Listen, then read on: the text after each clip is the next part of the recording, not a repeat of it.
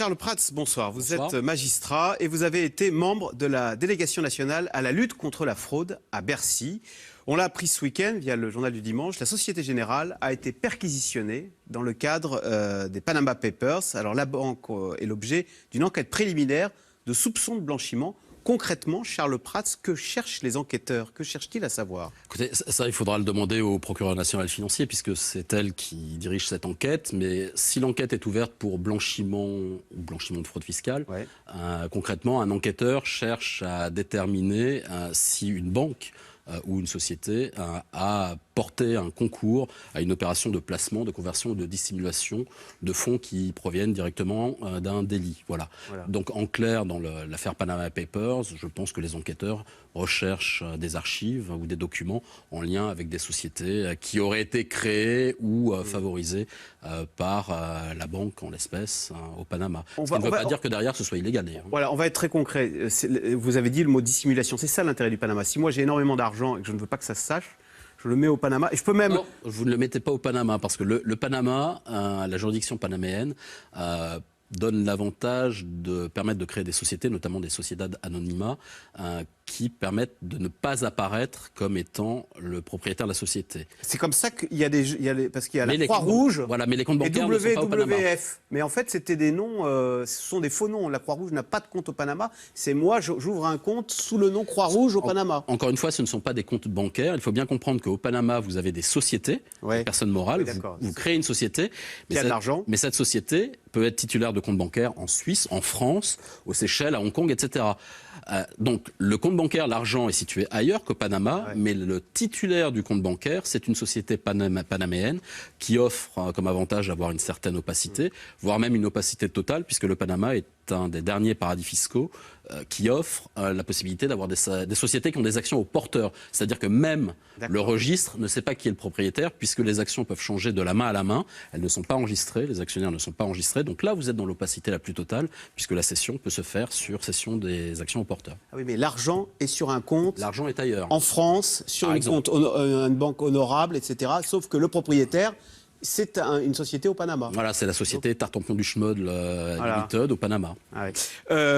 Alors, est-ce que c'est forcément illégal? Quel est l'intérêt de ne pas apparaître? Alors, ce n'est pas forcément illégal. Ce qui est illégal, c'est de ne pas déclarer ses revenus ou ses bénéfices aux impôts. C'est d'avoir des biens ou des avoirs qui proviennent d'une activité criminelle, par exemple, trafic de drogue ou trafic d'armes, corruption, etc.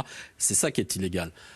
Et si on utilise des moyens de dissimulation, ça devient du blanchiment, et donc là, c'est illégal. Mais il faut bien avoir conscience que c'est ce qui est sous-jacent qui est illégal. Ce n'est pas la société panaméenne en tant que telle. Alors après, pourquoi est-ce que vous voulez dissimuler vos avoirs? Ça peut être effectivement parce que vous voulez faire de la fraude fiscale, ou bien parce qu'ils ont une origine qui est illicite, mais ça peut être aussi pour des raisons économiques compréhensibles. Par exemple, dans le cadre d'une OPA hostile boursière, vous ne voulez pas apparaître tout de suite et de ne pas avoir à faire les déclarations de franchissement de seuil en bourse. Donc, vous faites des opérations de ramassage d'actions par l'intermédiaire d'une société écran, panaméenne éventuellement. Vous pouvez, mais là c'est illégal, dans le cadre d'opérations de délit d'initié, faire des opérations d'acquisition ou de cession par le biais d'une société qui ne va pas permettre de vous remonter. Mais là, on est de nouveau... C'est illégal. On n'a pas le droit d'utiliser un tuyau de bourse pour gagner de l'argent. Voilà, mais... on peut parier que ce serait utilisé comme cela. Et après, de toute manière, pour un particulier, très objectivement, on peut se demander quel est l'intérêt, si ce n'est pas un intérêt frauduleux, de ne pas apparaître en façade comme ça d'une société. C'est forcément louche. C'est forcément louche. Par contre, vous avez un domaine dans lequel ce n'est pas louche, c'est dans le transport maritime, parce qu'on sait qu'il y a énormément de navires de commerce qui sont sous pavillon panaméen.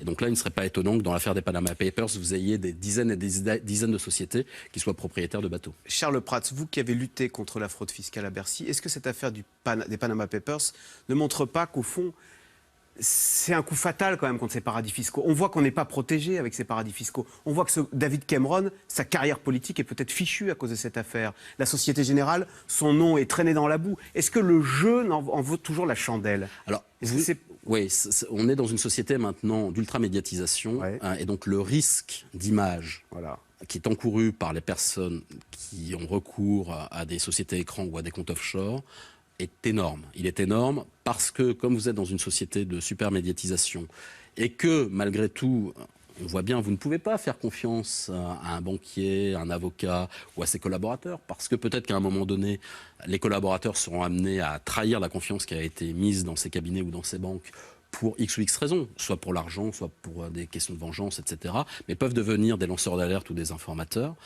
Évidemment, le risque est énorme. Et aujourd'hui, à côté du risque judiciaire qui existe, pour les gens qui commettent des délits en essayant de se cacher comme ça dans les juridictions offshore, vous avez un risque d'image qui est très très très important. Quel est l'état des lieux? Il y en a encore beaucoup des paradis fiscaux bien costauds, façon Panama, là, où c'est l'opacité totale. Il n'y en a plus beaucoup. Hein. Il faut bien faire la différence entre les paradis fiscaux et les paradis judiciaires ou réglementaires. Le paradis fiscal, c'est celui qui propose des taux d'imposition beaucoup plus bas. Oui. Ça, vous n'avez pas besoin d'aller dans des juridictions. L'Irlande, le Luxembourg. Pas besoin d'aller très très loin. Vous en avez tout autour de nous. Sauf qu'eux, ils communiquent avec Bercy, donc on ne peut rien cacher. Mais on est plus d'ailleurs dans des schémas d'optimisation fiscale légale que de fraude fiscale. Après, vous avez ce qu'on appelle des paradis réglementaires. Des trous noirs. Voilà, où là, le problème, c'est l'opacité et c'est l'incapacité ou la difficulté de retrouver qui est l'ayant droit économique réel de telle ou telle entité. Donc ça, vous en avez encore quelques-uns. Mais quand je vois les noms, c'est Bahreïn, c'est Nauru, Vanuatu, il faut quand même avoir envie.